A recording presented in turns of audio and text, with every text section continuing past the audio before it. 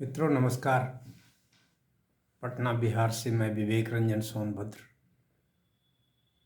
अपने YouTube channel विवेक सोनभद्र पर आपका स्वागत करता हूं। आज फिर से कुछ बात आपके काम की, आपकी जानकारी हेतु। तो मित्रों, एलपीजी सिलेंडर की समस्या तो वर्तमान में है, अभी भी बनी हुई है। ऐसे सरकार के प्रवक्ता लोग कह रहे हैं कि कोई कमी नहीं है, लोग अफवाह के बस में ज़्यादा सिलेंडर की बुकिंग करा रहे हैं, इसलिए ऐसा हो रहा है। तो मेरा यही कहना है कि हो सकता है लोग ऐसा कर रहे हों, पर मैंने ऐसा नहीं किया है। मैंने 6 मार्च को गैस की बुकिंग कराई थी, क्योंकि 5 मार्च को सिलेंडर ख़त्म हो गया था। एक अभी है, लेकिन खैर जो खाली सिलेंडर के लिए मैंने के विरुद्ध नई बुकिंग कराई थी 6 मार्च को, वह सिलेंडर अभी तक आया नहीं है।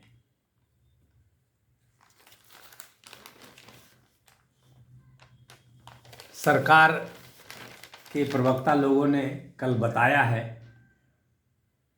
कि 10 दिनों में दूर हो सकती है एलपीजी समस्या। साथ में उन्होंने यह भी कहा है कि तेल और यूरिया का कोई संकट नहीं है। पेट्रोलियम और प्राकृतिक गैस मंत्रालय ने शनिवार को कहा कि देश में पेट्रोल, डीजल और यूरिया का कोई संकट नहीं है।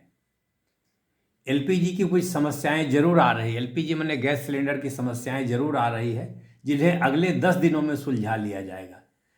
साथ में उन्होंने यह भी कहा है कि देश में एलपीजी का उत्पादन 31% तक बढ़ाया गया है।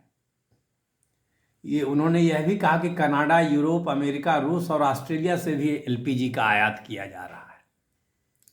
तो समस्या तो है, लेकिन उनका यह कहना है कि समस्या का कारण ज़्यादा बुकिंग है। इन्होंने ये श्रीमती संयुक्त सचिव हैं सुजाता शर्मा जी, इन्होंने कहा है कि मध्य पूर्व में जो संकट हुआ है उसके पहले औसतन देश में रोजाना 50 से 55 लाख एलपीजी सिलेंडर की बुकिंग होती थी, लेकिन अब यह संख्या बढ़कर 88 लाख हो गई है। आंकड़े से पता चलता है कि लोग घबराहट में बुकिंग कर रहे हैं। तो बात यही आ रही है कि हम लोग अफवाह के बस में बुकिंग कर रहे हैं और संकट पैदा हो गया है सरकार के सामने, समाज के सामने। लेकिन खैर, मैंने तो नियमित बुकिंग की थी, जैसा मैं करते आया हूँ। जब गैस सिलेंडर खाली होता था तो बुकिंग कर देता था, 2 से 3 दिन में आ जाता था। तो वही मैंने 6 मार्च को बुकिंग किया, 951 रुपये का इनवॉइस जनरेट हुआ। फिर 6 मार्च, फिर 7 मार्च को वो दूसरा एक इनवॉइस जनरेट हुआ। इस बार 1011 रुपये का इनवॉइस बना और डीएसी भी आया हुआ है। तो मुझे उम्मीद थी कि 2-4 दिन में गैस आ जाएगी। तो 6 मार्च तो 15 मार्च होने जा रहे हैं, 9 दिन हो गए।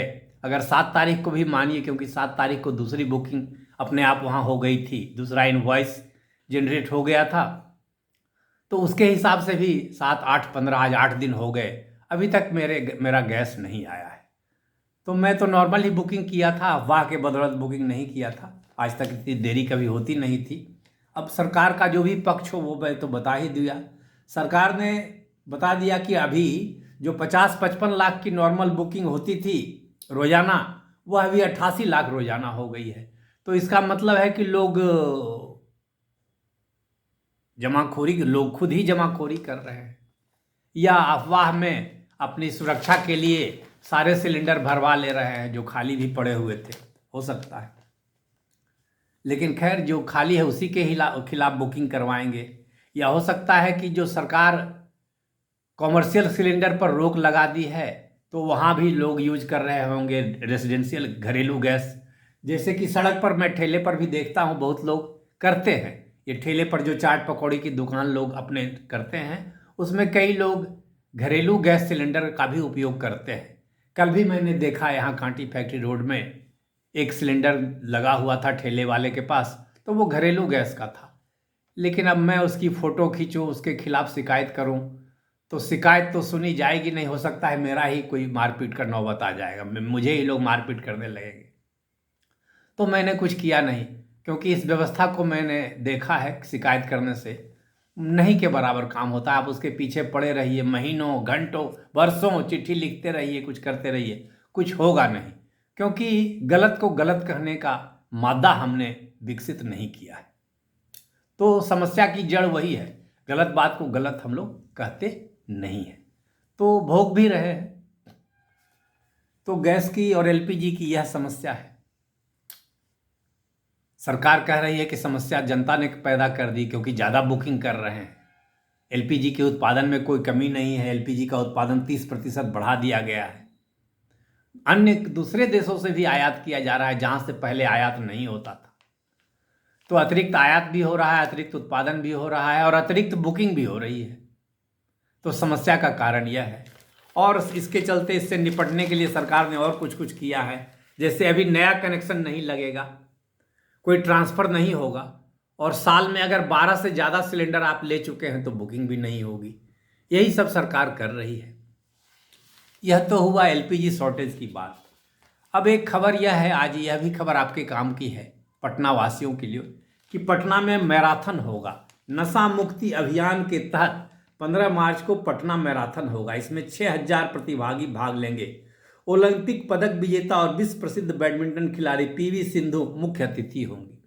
मैराथन की शुरुआत गांधी मैदान के गेट नंबर 1 से सुबह 3:30 बजे होगी। इस दौरान कई मार्गों पर यातायात प्रतिबंधित रहेगा। तो ये मैराथन हो रहा है नशा मुक्ति के लिए, जागरूकता पैदा करने के लिए। नशा मुक्ति अभियान के अंतर्गत यह मैराथन हो रहा है। पटना मैराथन आज अटल पथ व गंगा पथ के एक लेन पर ही चलेंगे, और यह वाहन, और यह किस लिए हो रहा है कि नशा मुक्ति हो, सर देश में, बिहार राज्य में नशा का कारोबार खत्म हो। ऐसे अगर मैराथन करने से नशा का कारोबार खत्म हो जाए, तब तो बिहार में शराबबंदी कब की खत्म हो गई होती, आज तक तो हुई नहीं। शराबबंदी का बहुत बड़ा अवैध कारोबार और सिस्टम काम कर रहा है। गांव-गांव में 2-4 लड़के शराब आपूर्ति के व्यवसाय में लगे हुए हैं। फ़ोन करने से, मांगने से शराब आ जाती है। 200 रुपये का 400 रुपया लगता होगा, लेकिन आ जाती है ज़रूर। और शराब बनाई भी जा रही है, देसी शराब गांव में बनाई भी जा रही है। खास करके ऐसे बस्तियों में बनाई जा रही है जिसका आप नाम लेंगे तो आपको जातिवादी घोषित किया जाएगा, आपको नफरतवादी घोषित किया जाएगा, आपको संविधान विरोधी घोषित किया जाएगा, और आपको परेशान ही किया जाएगा, क्योंकि आपकी मदद के लिए कोई नहीं आएगा। तो यह बात है। अब रहा बात कि जागरूकता फैलाने से नशा मुक्ति कैसे मुक्त हो जाएगी। आज मैराथन भी हो रहा है, और कल की खबर है कि पटना में 5 करोड़ के स्मैक के साथ बाप बेटा गिरफ्तार, एक फरार। देखिए, एक व्यक्ति के यहाँ से 5 करोड़ का स्मैक बरामद हुआ है। पटना पुलिस की विशेष इकाई टीम ने शनिवार की देर शाम खगौल थाना क्षेत्र इलाके के नैनचक गांव स्थित एक 4 तल्ला मकान में छापामारी कर भारी मात्रा में स्मैक बरामद किया। तो प्रचार प्रसार से, जागरूकता फैलाने से अगर नशा बंद हो जाए, शराब बंद हो जाए, दहेज बंद हो जाए, तो फिर कानून की क्या ज़रूरत है। लोग कानून का भी पालन करवाएं और तब जागरूकता अभियान चलाएं तो कुछ काम हो सकता है। लेकिन जागरूकता अभियान तो चला रहे हैं, लेकिन नशा मुक्त कानून का पालन नहीं करवा रहे हैं। आपने चुनाव के ऐन वक्त पर देश की, बिहार की 1,56,00,000 महिलाओं को बिना किसी जांच पड़ताल के, बिना किसी आधार के 10,000 रुपये का अनुदान उद्योग खोलने के लिए दे दिया। तो आपने सोचा नहीं कि यह काम अनैतिक है। उस समय जागरूकता, समाज की जागरूकता और प्रशासन की जागरूकता कहाँ चली गई। उस समय भी सोचना चाहिए था कि इससे मतदान प्रभावित होगा। तो जो लोग मतदान के समय 10,000 रुपया बांट रहे हैं, वे नशा मुक्ति अभियान के विरुद्ध जागरूकता पैदा करने, नशा मुक्ति के लिए जागरूकता पैदा करने के लिए मैराथन करवा रहे हैं। तो यह तो अपने आप को धोखा देना है। समाज अपने आप को धोखा दे रहा है, मेरी समझ से। हो सकता है मैं गलत हूँ, ऐसे मैं गलत होता तो बात करता नहीं, लेकिन आपकी नज़र में, प्रशासन की नज़र में, समाज की नज़र में हो सकता है मैं गलत बोल रहा हूँ। तो मित्रों, यही स्थिति है, नशा मुक्ति की यही स्थिति है, शराबबंदी की यही स्थिति है। एलपीजी, लिक्विफाइड पेट्रोलियम गैस, जो गैस सिलेंडर जो घर में यूज़ करते हैं, उसकी समस्या भी बनी हुई है मेरी समझ से, क्योंकि मुझे तो अभी तक गैस मिली नहीं। तो मैं सोचा कि आपसे इन सब मुद्दों पर बात कर ली जाए तो अच्छा है। अपना भी दुख आपसे साझा कर लिया और आपको वस्तु स्थिति भी पता चल गई। धन्यवाद, नमस्कार।